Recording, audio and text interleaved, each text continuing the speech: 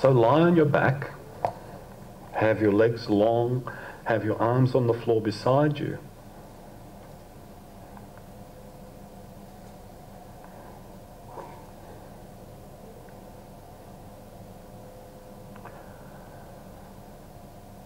And begin to pay attention to yourself.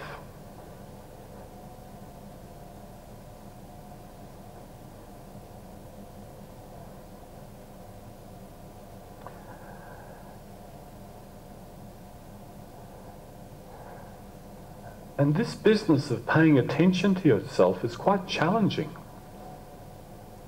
Quite challenging for busy minds. So start to check in, pay attention to your breathing. Pay attention to the breath in and pay attention to the breath out.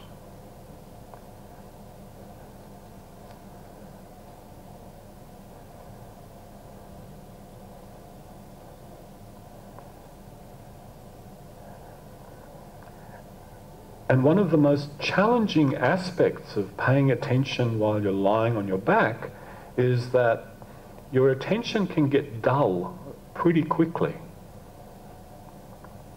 Because lying on your back is usually a sleeping position. And it's like, how do you keep your attention crisp and focused, but without tension while lying on your back? In other words, how do you have the same kind of attention as you had when you were listening to each other speak about themselves? The same kind of alertness when you're upright and walking around.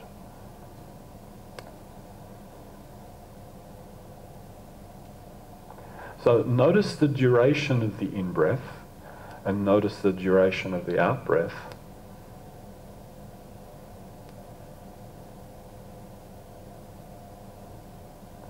And is there a difference? Are they the same length in time, or are they a different length in time?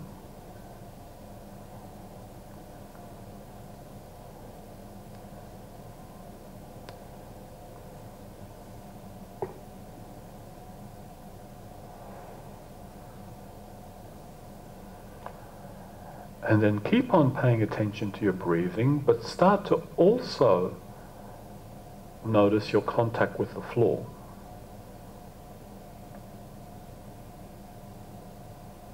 And as you breathe in, does your contact with the floor change?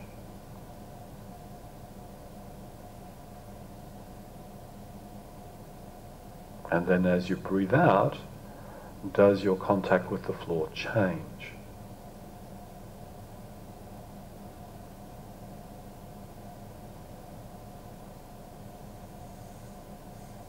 Now for some of you, that change in contact will be quite significant. For others, that change in contact might be quite small, very subtle, which means your attention is already being challenged to sense small things.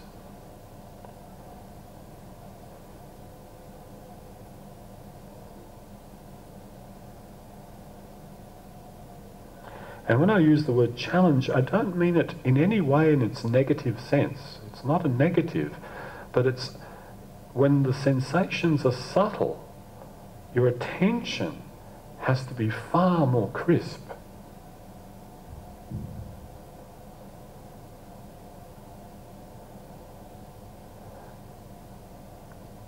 But without trying to grab on. I must find it, I must find it. No, no, no. Just be calm in yourself and keep your attention going, and a sensation will appear to you, so long as you're alert.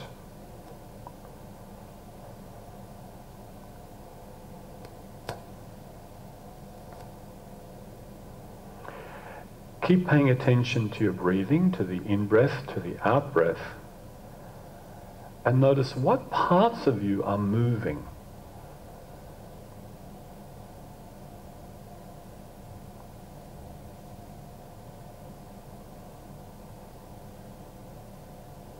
And what parts of yourself are in motion to bring that air in, and what parts are in motion to let the air out.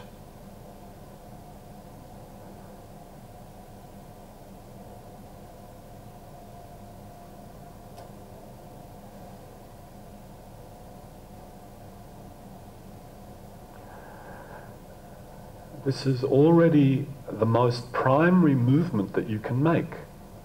Breathing is the most primary movement from the day you were born.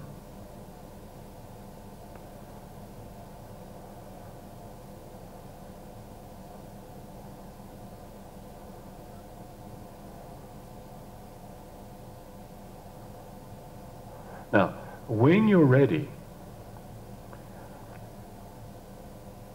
just stop breathing and feel what it's like not to breathe.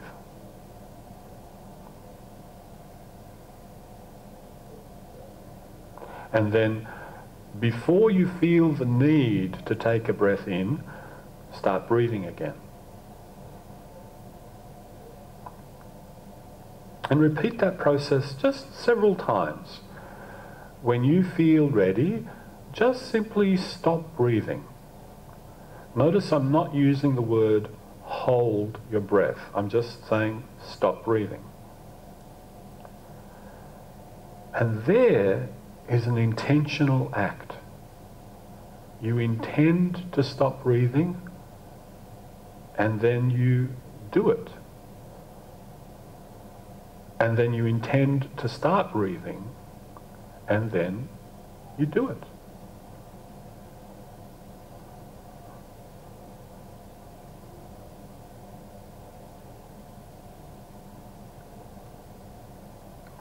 Now, notice what your tendency is. Do you tend to stop breathing on the out-breath, or do you tend to stop breathing on the in-breath?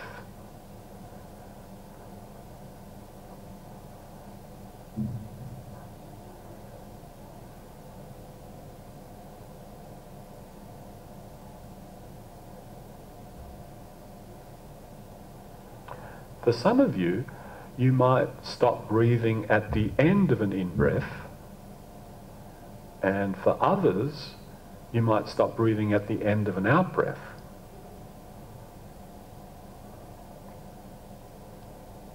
So first of all, notice what your tendency is, and is there any pattern to your stopping breathing?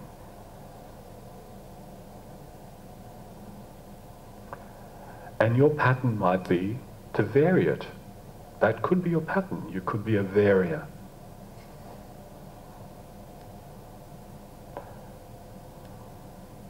Some of you might have a very definite pattern.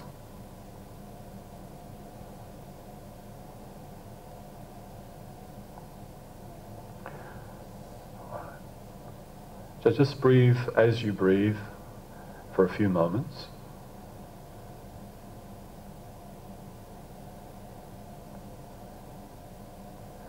Those of you who have done a lot of awareness through movement lessons, you know that very often breathing is one of the primary elements that you're paying attention to that indicate whether the quality of movement is good, whether a movement is well organized.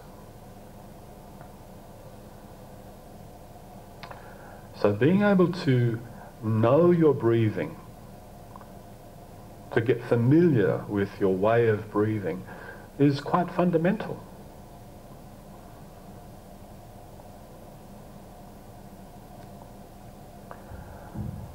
Once again, when you're ready, stop breathing at any time you want and feel what it's like not to breathe. And when that sensation of not breathing appears, what other parts of you do you feel are still moving?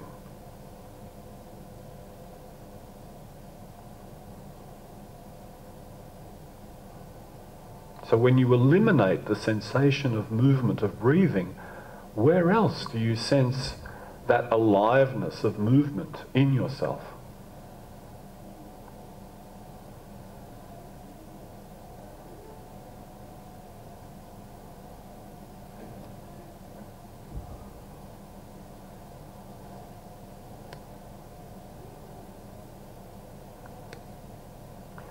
Now, intentionally change when you stop breathing.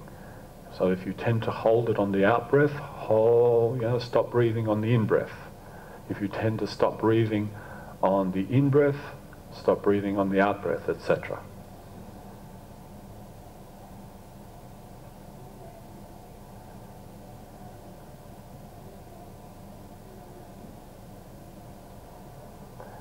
And maybe in the first few attempts of that, it will feel unusual for some of you.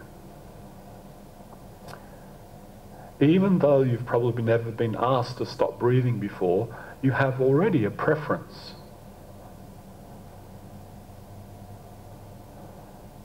And then the question becomes, how do you make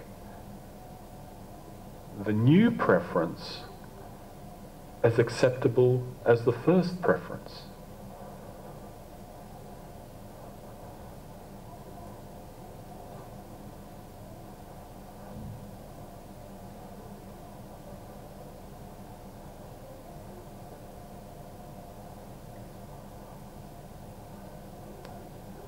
Good.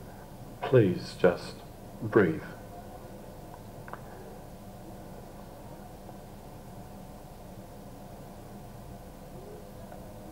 And pay attention to the sensations of your breathing, having just played around with those few little variations.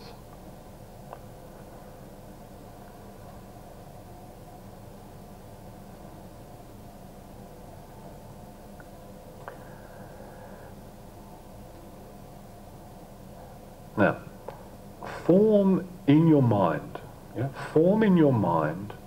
the intention of coming up to sitting.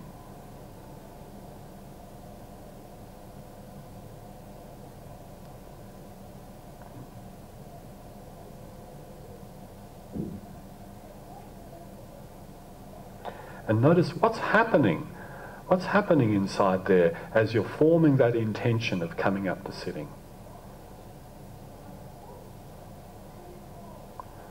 Do you feel any parts of you already starting to mobilize and twitch, ready to go? What's it like to form an intention, to deliberately form an intention to do something before actually doing it?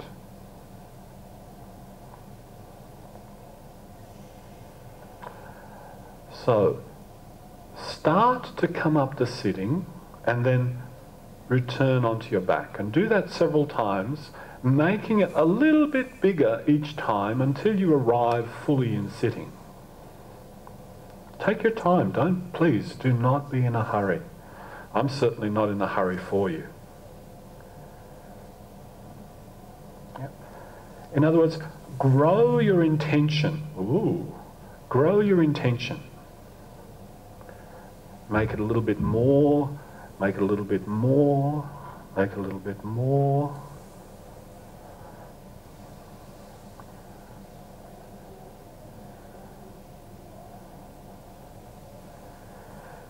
And it's okay to change how you're performing your intention.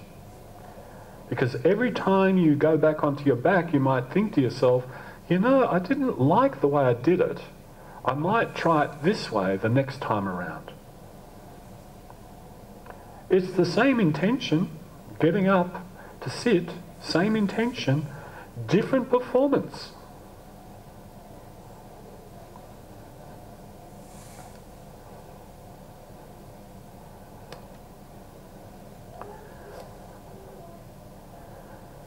Now, some of you are taking direct routes and some of you are taking indirect routes. Some of you are rolling and some of you are coming straight up. Some of you are moving your limbs and some of you are thinking of your limbs as an afterthought. We've got 16 different awareness through movement lessons happening in the single room. Beautiful! Just keep on doing what you're doing. Don't be in a hurry to come up to sit. And if you do come up to sit, fine. Find your way back down again. Now, remember this business about breathing that we started with? What would happen if you thought to yourself, at no time do I want to experience my breath stopping? Would you start to find a different way to come up to sit?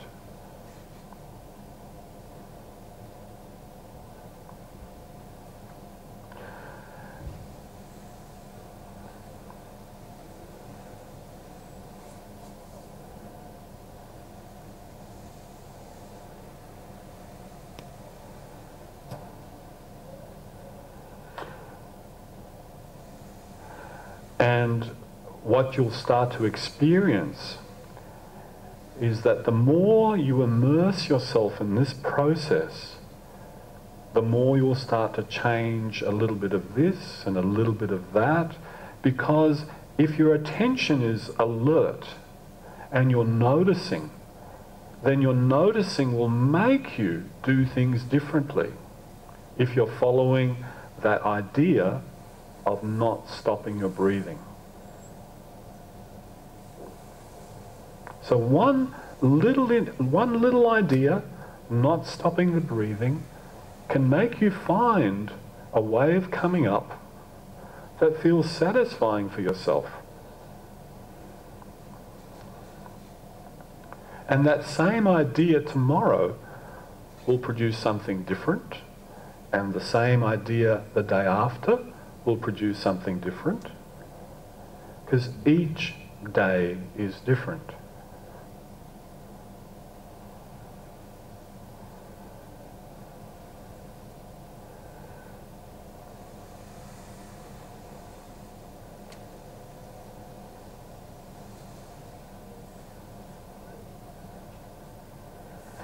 And for those of you who arrive up into sitting and you want to have a look around the room, please feel free to just have a little bit of a peek at what other people are doing. That's okay.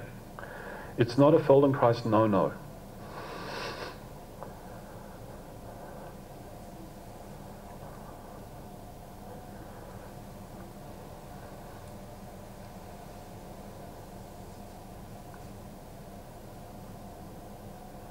And some of you are starting to look like you've done awareness through movement before, because there are certain awareness through movement lessons that look exactly how some of you are coming up. And it could be because you've done that lesson, or it could be because you've just discovered it yourself. Because let's face it, the guy made up the lessons through his own experiences, his own discoveries. And he's a human being just like you. And if you've got the same architecture inside, then you come up with similar solutions. It's a human design you're working with.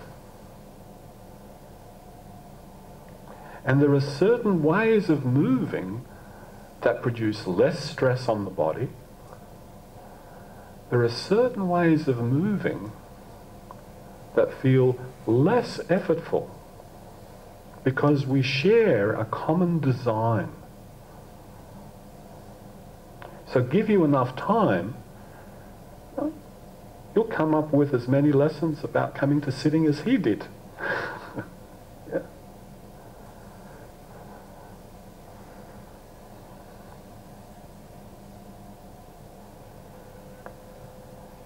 So please come up to sit in whatever way is possible for you now.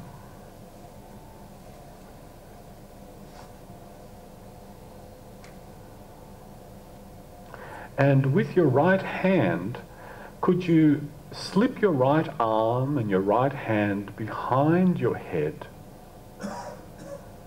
and find out where can you take your hand around to the left side of your face. from behind the head and behind the neck.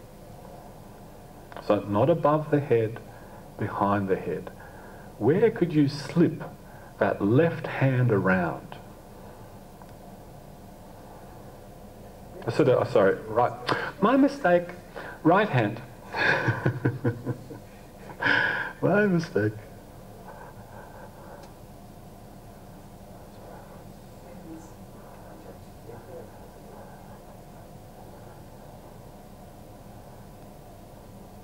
So now, notice how quickly we got into this intention. Take the right hand away.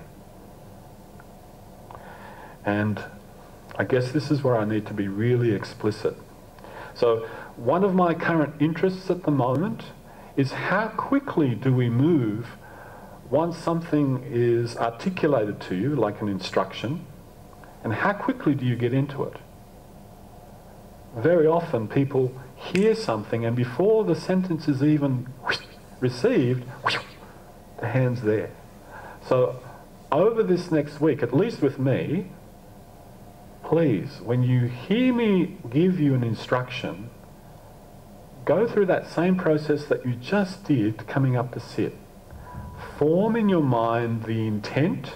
Oh, he said, slip my right hand around my head. What is that in? How do I do?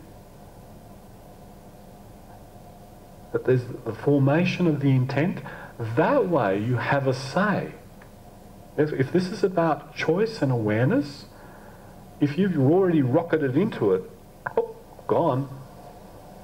So don't feel compelled to just do it. Just think, he's asking me to put my hand around. Now once again, let me say the instruction, and form it as your intent, not as my command. Different. Okay? So here's the intent that I'm lending to you. Okay. Slip your right hand behind your neck and explore the left-hand side of your face.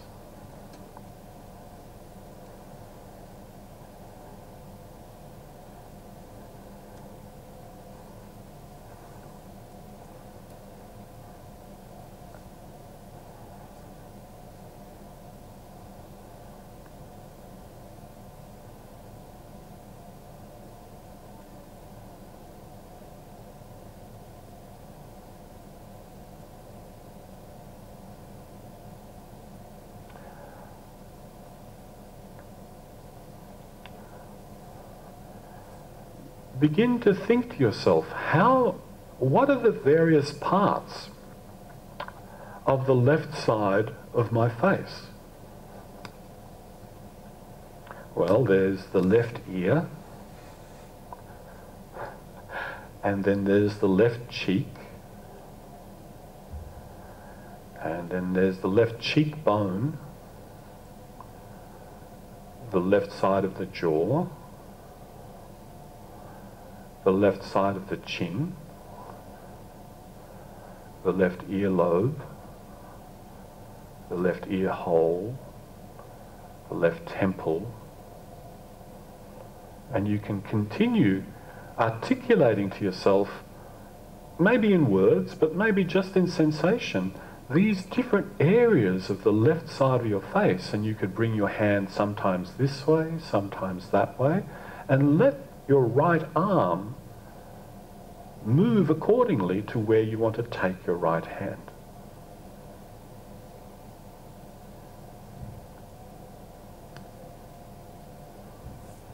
Yes, you could even, some of you are starting to stroke your face as if you want to somehow, engage the pads of the fingers and stroke the skin. So different ways of touching. Different ways of exploring.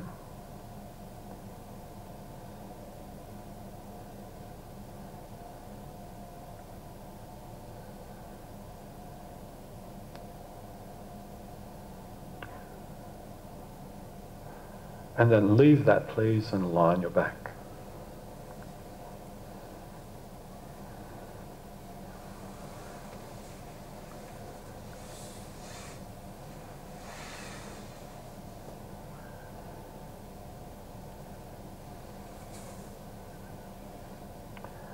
So during this week, I'll be reminding you again and again about this business of forming in your mind the intent and then doing it.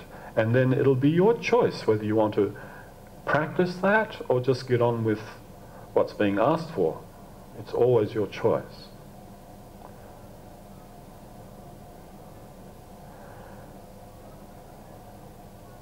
So having just explored the left-hand side of your face with your right arm in a very peculiar way,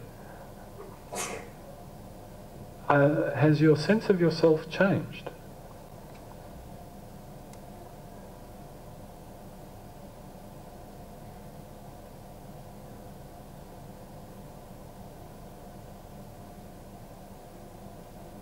Has your breathing changed?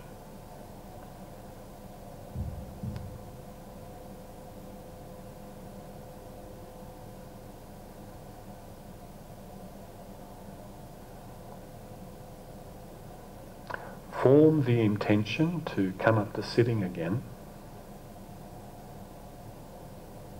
And when you're ready, do so.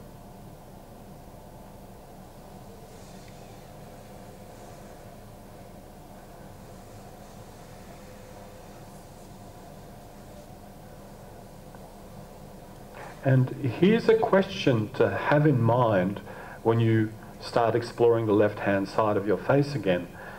Is there any relationship between how you're sitting and how easily your hand slips around your neck to the other side of your face?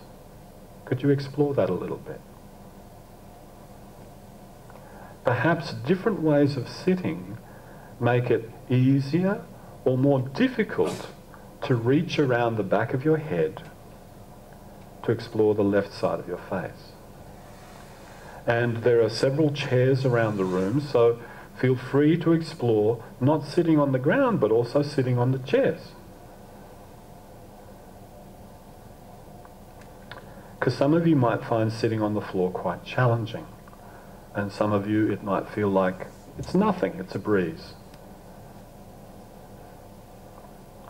And if you want to really investigate that question,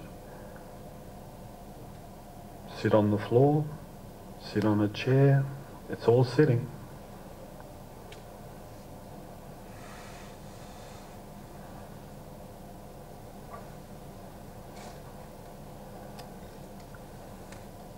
Yeah, you could sit on your haunches, sit on your heels, that's good.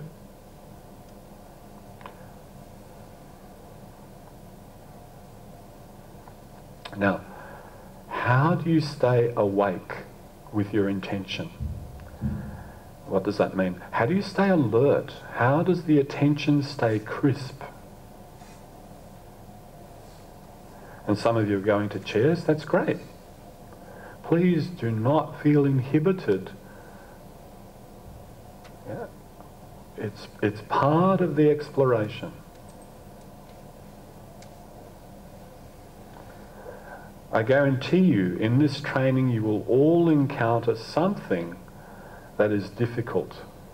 At that moment, when something is difficult, the business at hand is, how do I create a situation where the difficulty is somehow made a little easier? So whether you use a chair, or whether you use props, or whether you use rollers, or whether you use Jenny's mind or my mind or some other trainer's mind to help, you use it. It's part of the exploration. It's part of the creating the conditions for yourself that make things possible. Ooh, I'm starting to sound serious. Yeah, okay. Yeah, and some of you are starting to explore different ways to sit on the floor. That's great. Now, those of you who are sitting in chairs, notice does sitting in a chair somehow allow you to slip the arm around more easily? Is that because your pelvis has become a little freer to move?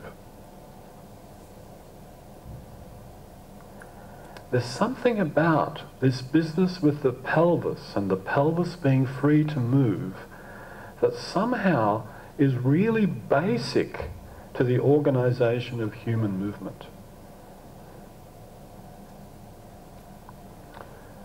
It's one of those movement principles.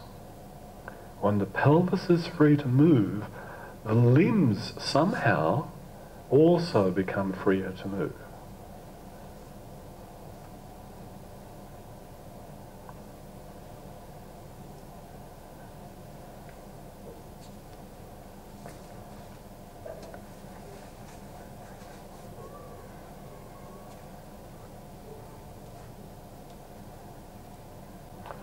Now that's not something that you should believe, that's something that you should test again and again and again. And if you find it incorrect, you should amend it and improve the method, because that's how the method was developed, by continuously amending according to what's found, not according to what you think it should be.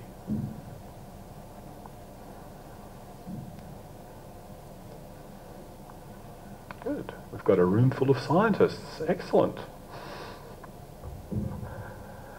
Yeah, sure, why not? Try it in standing. You did. Good. So then your invention is also good.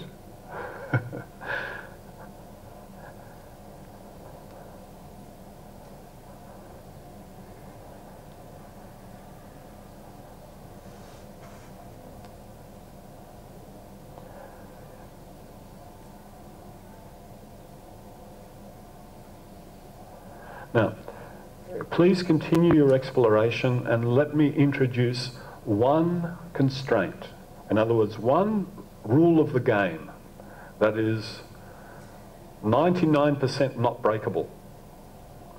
When you slip your hand behind your head to explore the left side of your face, don't turn your head.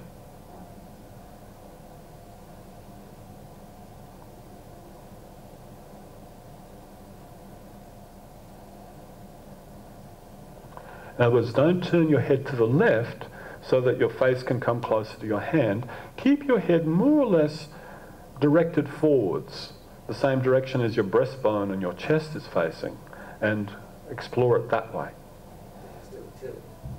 Tilting's fine, just you've tilted and turned. You've tilted and turned. Yeah? But it's not like you've taken your chin towards your shoulder and you're doing that. That's not it. Ooh, we've got to put a stopper on that one.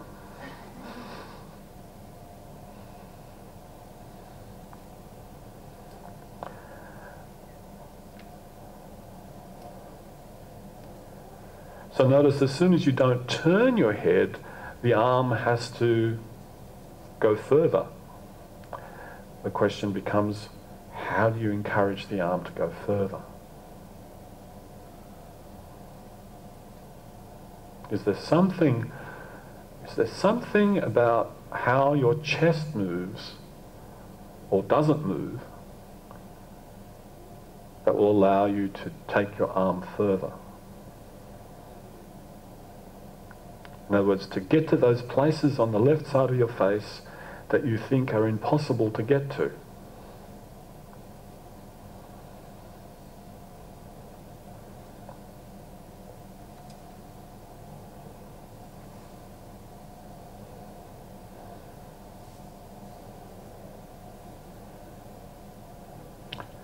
If you're sitting in a chair, keep sitting in a chair. If you're on the floor, lie on your back. But if you're sitting in a chair and you want to lie on your back, you go ahead.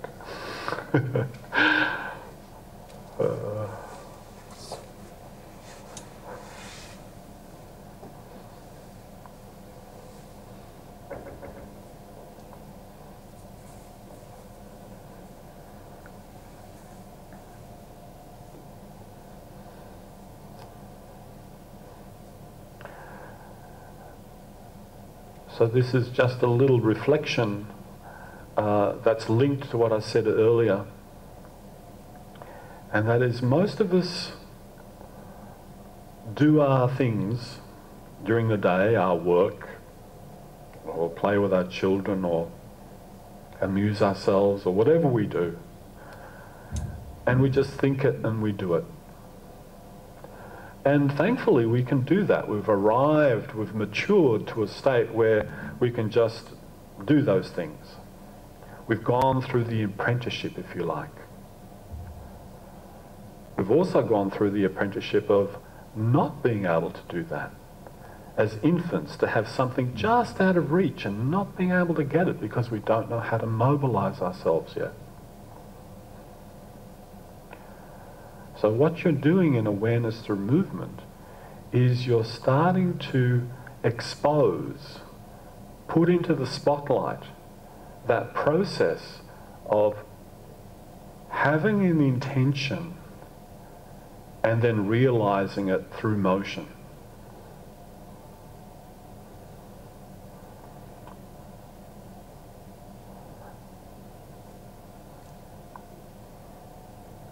You could spend the lesson just examining the intent.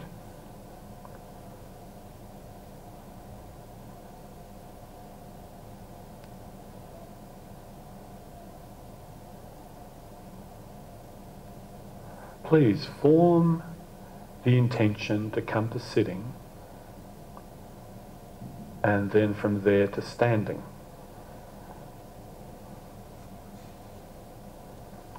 And when you're ready, go ahead and do that.